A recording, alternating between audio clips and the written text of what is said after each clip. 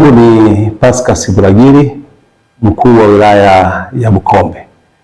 Bukombe ni moja ya wilaya 5 katika mkoa wa Geita. Na kwa mujibu wa sensa ya mwaka 2022, Bukombe ina watu zaidi ya 447,000. Na utaona kwamba idadi kubwa sana ya watu ambao wapo katika wilaya hii.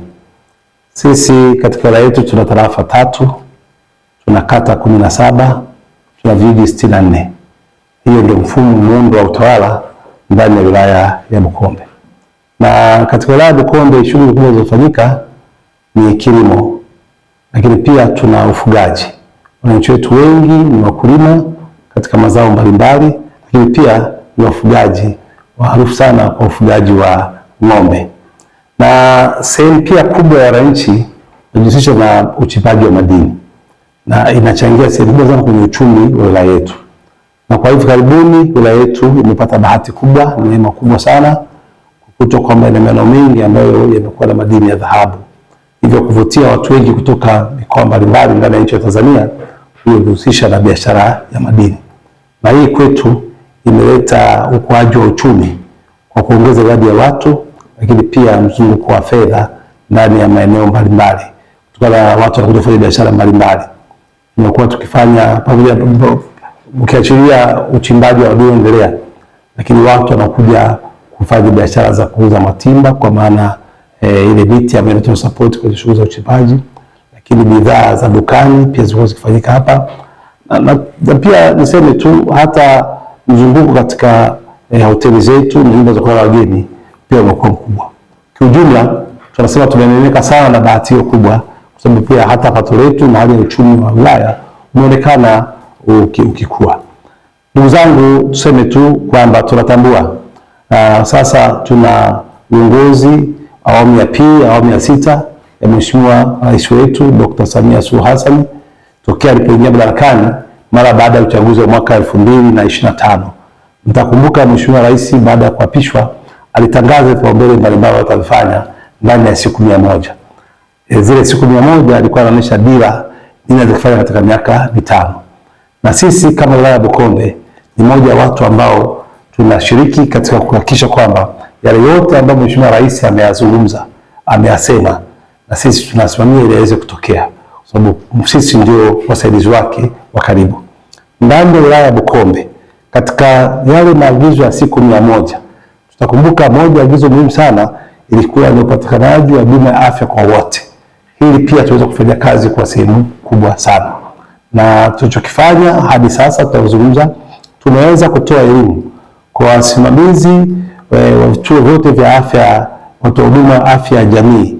Vituo takriban 27 wamepewa elimu ya kuweza kuona namna gani ya kuweza kusimamia swala hili la bima afya. Lakini timu nzima ya wataalamu katika sekta ya afya wameshapewa elimu, na baadhi ya viongozi wamepewa elimu pia namna gani bima afya kwa wote inaweza kwenda kutekelezwa. Sasa hivi tunafanya zoezi la uhakiki. Nakumbuka kwamba serikali itaenda kulipia gharama za bima kwa watu wote ambao wenye uwezo wa chini, watalipiwa kwa 100%. Sisi wilaya ya Bukombe ni miongoni mwa watu wote wanufaika na zoezi la serikali la kulipia watu wake. Na nini tunachokifanya hivi sasa? Tunazungumza tokea tarehe 2 timu ya wataalamu iko katika vijiji ikifanya uhakiki ya wale waliokuwa walengwa wa TASAF, ambao kweli ndio kwenye mfumo rasmi ya watu wenye uwezo wa chini, ili wote waweze kwanza kuhakikisha kwamba wapo katika wameingizwa katika mfumo wa matumizi ya bima ya afya, lakini pili kupewa vitambulisho ili waweze kutumia bima ya afya. Kwa hiyo utaona kabla ya siku hizo za Mheshimiwa Rais zijaisha, kwenye upande wa bima ya afya kwa wote tayari tumeshaanza kupiga hatua, na tayari watu wetu wanaenda kupewa vitambulisho, na mara zinazotoka maana yake huduma hizi zaanza kutumika mara moja. Lakini pamoja na hiyo yalikuwepo maelekezo ya Mheshimiwa Rais kuhakikisha kwamba wanatoa matibabu bure kwa 100% kwa yale kwa vipimo na huduma ya kibingwa kwa baadhi ya magonjwa ambayo yalikuwa ni sugu au ni makubwa na yana gharama kubwa ndani ya nchi yetu. Niseme tu magonjwa hayo mpaka sasa tuna wagonjwa takriban 106 ambao wamenufaika kupata huduma za bure za kibingwa ndani ya wilaya yetu, na hii ni kwa sababu ya sera nzuri za Mheshimiwa Rais ambazo ameziweka katika kusimamia swala hilo. Kwa hiyo tunakwenda vizuri katika swala hilo, lakini kuna hoja ya kuajiri watumishi katika sekta afya. Mheshimiwa Rais aliahidi kuajiri watumishi zaidi ya 5,000 nchi nzima katika sekta afya. Sisi katika wilaya ya Bukombe, cha kwanza tumepata bahati ya kutoa mafunzo kwa wahudumu wa afya ya msingi wapatao 377 ambao walipata mafunzo namna gani ya kutoa huduma ya afya ya msingi katika ngazi ya jamii, na mtatambua kwamba huko ndio kwenye watu wengi sana. Kwa hiyo mafunzo haya yalitolewa na sasa hivi timu hiyo iko inafanya kazi, na baadhi yao wako field wakiwa wanajaribu kupractice namna gani ya kutoa huduma kwa ngazi ya jamii kwa ubora zaidi. Hayo ni mafanikio makubwa sana ambayo tumeweza kufanya. Lakini sio hivyo tu, katika sekta ya afya tumepata ajira ya watumishi takriban 95 katika kada mbalimbali ndani ya kipindi cha siku 100. Na hii ni inasaidia sana kwenda kuboresha huduma zetu. So moja changamoto ambayo tulikuwa nayo ni upungufu wa watumishi katika sekta ya afya. Mheshimiwa Rais alishaikava, tumepokea hao watumishi 95 katika kada mbalimbali ambao wanakwenda kusaidia utoaji wa huduma katika sekta hiyo ya afya. Lakini hoja nyingine ambayo ilikuwepo ambayo Mheshimiwa Rais alisema ataifanya ndani ya siku 100 ni swala kuondoa zuio la miili ya marehemu ambao wamefariki, na nakumbuka kwamba ilikuwa kama hujalipia gharama za afya na imetokea kuna deni na bahati mbaya mgonjwa wako kafariki, huruhusiwi kwenda kuzika. Sasa Mheshimiwa Rais alitangaza kwamba ataondoa hilo zuio, na sisi tayari tushatekeleza. Mpaka sasa tunavyozungumza, ndani ya wilaya yetu tuna miili ya marehemu 24 ambayo imeweza kunufaika kwa maagizo haya ya Mheshimiwa Rais, na tunaendelea kutekeleza, na mkumbuke agizo litakuwa na kidumu, litatekelezwa kipindi chote cha utawala wa awamu ya 6 mpaka hapo itakapotamkwa vinginevyo. Lakini mpaka sasa tayari miili ya marehemu 24 tumekwisha iachia, kwa maana kuruhusu ndugu zao wachukue miili kuzika bila kulipia gharama yote. Na naomba nitoe msisitizo hapa, ni kwa wale wasiokuwa na uwezo, kwa sababu tunaweza kujua huyu ana uwezo na huyu hana uwezo. Kwa wale wenye uwezo lazima walipe hizo gharama kama inavyotakiwa. Lakini hoja nyingine ambayo ilikuwa ni kuandaa mkakati madhubuti kuhakikisha kwamba kila mtoto aliko darasa la 3 anajua kusoma, kuandika na kuhesabu. Hii ni maelekezo ya Mheshimiwa Rais pia, na lazima tuyafanyie kazi.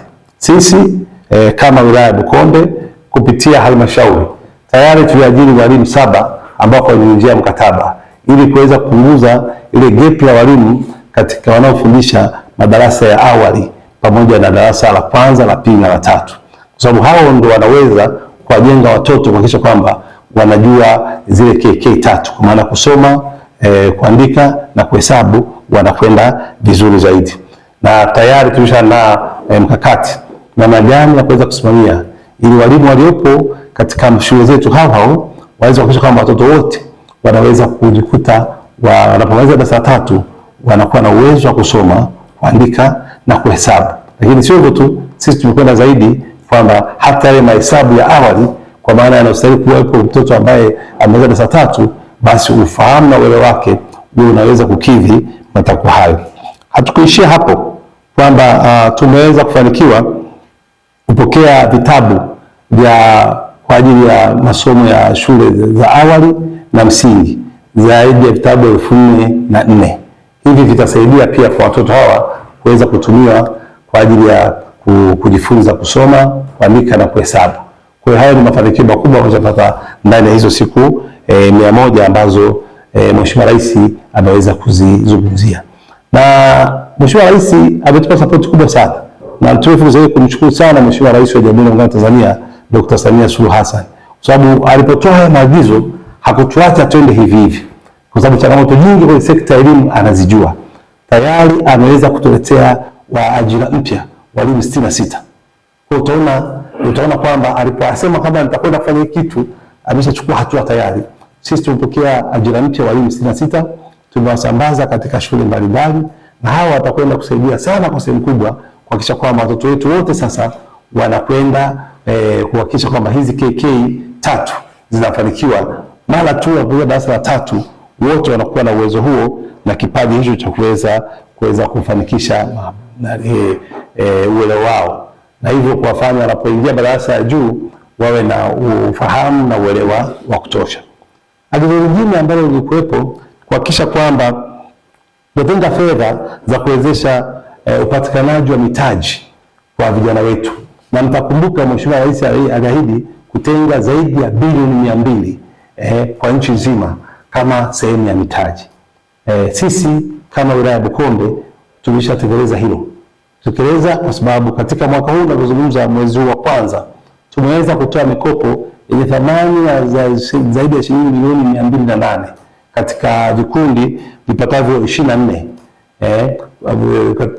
Hivi ni vikundi katika yale makundi matatu: wakina mama, vijana na watu wenye ulemavu. Kwa tulikuwa na jumla ya vikundi 24 ambavyo vipata mkopo wa thamani ya shilingi milioni 208, na vikundi vyote ukiangalia vilikuwa vina wanachama 137. Kwa hiyo utaona tayari tulitengeneza mitaji kwa watu zaidi ya 137, na hawa ni wale ambao tunaona wakiwa mbele. Lakini watu hao 137 ukiwapa mitaji na wanaanza kuibua shughuli za kufanya, na wao wataenda kuajiri. Kwa hiyo wanapoenda kuajiri pia wanaenda kunufaika wengine ambao kwa nyuma wao zaidi ambao wataenda kunufaika. Kwa hiyo utoaji wa fedha milioni 208 zitakuwa kwenye mzunguko zitaenda kunufaisha idadi kubwa ya wananchi ambao wataanza kunufaika kutokana na fedha hivi. Kwa hiyo kwa sisi ndani ya hizo siku 100 utaona hayo ni mambo mazuri kuyafanya, na yapo mengi. Kwa mfano kuna mama ambaye miradi ya maji haijasimama, tunatengeneza miradi ya maji. Tafsiri yake ni kwamba tayari tumeweza vitu ambavyo tutakuwa navyo kila siku. Hizo ni mpango wetu, hiyo katika dira ya maendeleo ya 2000 mpaka 50, lakini tayari sisi tumeshaanza kupokea fedha kwa ajili ya shughuli za miradi ya maji. Ukienda kwenye sekta afya pia tumepata fedha, tunamalizia zahanati ambazo zilikuwa hazijamaliziwa, baadhi zilipata fedha. Lakini tuna vituo vya afya viwili ambavyo tunataka kuvijenga katika mwaka huu wa fedha. Yote ni kazi ambayo inafanyika, lakini bado tuna ratiba ambazo tumeweza kupokea. Kwa hiyo tuna mambo mengi yanafanyika katika kipindi kifupi. Tukiingia kwenye sekta ya miundombinu, kwenye upande barabara, mimi nitakuwa ni mashuhuda. Bukombe sasa barabara yetu inajengwa kiwango cha lami. Hiyo ni maendeleo makubwa ambayo anaweza kuyafanya Mheshimiwa Rais katika wilaya yetu ya Bukombe. Lakini sio hivyo tu, ukarabati unaweza kwenda vijijini. Sasa hivi ni msimu wa mvua, lakini tunaona njia zetu nyingi zinapitika. Ni kwa sababu zinafanywa matengenezo hasa katika maeneo ambayo ni korofi. Na yote haya ni ambayo Mheshimiwa Rais ameahidi kuweza kuyafanya, na sisi tunayashuhudia kwamba kama wasaidizi wake tumepokea fedha nyingi kwa ajili ya usimamizi na utekelezaji wa miradi kama hii. Kiujumla, Bukombe yetu ni nzuri, Bukombe ni safi, na naomba niwahakikishie wananchi, Bukombe ni sehemu salama. Bukombe ni sehemu ambayo unaweza ukaishi kwa amani na ukafanya mambo yako. Bukombe ni wilaya yenye fursa nyingi, na watu wa Bukombe ni watu wema ambao kwa kweli hawana kawaida ya kuwa na vurugu na ukorofi wote, na ndio sababu shughuli za maendeleo zinakwenda vizuri, kwa sababu amani imetawala na watu wanapenda kuona maendeleo. Asili ya watu wa Bukombe ndio kuchapa kazi, ni watu ambao wanapenda kufanya kazi kwa muda wote. Kwa hiyo wanapata support ya serikali ya kuletea miradi hii na shughuli hizi, kwao ni neema na faraja kubwa sana, na fursa hii wanaitumia kuhakikisha kwamba wanaitendea haki kwa kufanya kazi na kwa kuzalisha, kuhakikisha kwamba maendeleo yanakusonga mbele. Swala la kujitoa ndoo mama kichwani ni swala ambalo Mheshimiwa Rais amelipa kipaumbele. Alipoingia madarakani, upatikanaji wa maji maeneo ya vijijini katika wilaya yetu ulikuwa si zaidi ya 25%. Na kwa sasa upatikanaji wa maji katika maeneo yetu ni zaidi ya 64%. Kwa hiyo tunakwenda tunazunguka maeneo ya vijijini, tunakwenda vizuri. Na ipo miradi mingi mikubwa ya maji ambayo imeanzishwa ndani ya wilaya ya Bukombe. Na bahati nzuri binafsi wiki iliyopita nimeweza kupokea na kuzindua mradi mmoja wa maji ambao ulioko Iyogero, katika kata ya Iyogero. Ni mradi ambao ni mkubwa, unahudumia vijiji pale zaidi ya viwili, na utaona ni mradi ambao unakwenda vizuri. Kwa hiyo hizi ni shughuli endelevu, lakini pia bado tuna fedha ambazo tunazipata kwa ajili ya kuhakikisha kwamba tunaendeleza miradi ya maji. Na vizuri hivi sasa serikali tayari imeanza kufanya uchambuzi yakinifu wa kuona namna gani ya kutoa maji ziwa Victoria na kuleta katika wilaya yetu ya Bukombe. Na imani kabisa katika kipindi cha utawala wa Mheshimiwa Rais zoezi hili linaweza kamilika, na huenda kabla hajamaliza muda wake mradi wa ujenzi wa maji kutoka ziwa Victoria kuja wilaya Bukombe huenda ukaanza kutekelezwa. Kwa hiyo utaona zile ambazo Mheshimiwa Rais amekuwa akizifanya na akizipigania kwa muda wote kwa kwamba anahakikisha wananchi wake hawawezi kupata shida ya maji. Napenda kutoa wito kwa wananchi wa Bukombe. Kwanza, tuwe na imani na serikali iliyoko madarakani, na tuwe na imani na Mheshimiwa Rais na tumuunge mkono. Mheshimiwa Rais amekuwa na nia ya dhati kuhakikisha kwamba anaondoa kero za Tanzania. Lakini la pili, tuwe watulivu. Tusianze kuiga tabia za watu wengine. Sehemu yote ambayo ina machafuko na vurugu haiwezi kuwa na maendeleo ya dhati. Na ili tuwe maendeleo ya dhati na tufanye shughuli zetu na tuweze kukuza uchumi wetu, lazima amani itawale. Na amani huwezi kuipata kama hatuna hali ya utulivu. Lakini wito wangu wa tatu, naomba wananchi wote tujitahidi sana kufuata taratibu, kanuni, sheria katika kila jambo tunalolifanya. Miongozo ipo. Hakuna jambo ndani ya nchi unaweza kufanya ambalo haliwekewa utaratibu wake. Kwa hiyo tunapotaka jambo lolote, iwe katika swala kilimo, iwe katika mambo ya biashara, lolote tukifanya, iwe katika uchimbaji, basi tuhakikishe kwamba zile taratibu katika sekta husika zinafuatwa kwa vizuri zaidi. Tukiweza kutimiza hayo, nataka niwahakikishie Bukombe yetu itakuwa kwa kasi, itakwenda juu mno, na watu wengine watapenda kuja kujifunza kutoka kwetu.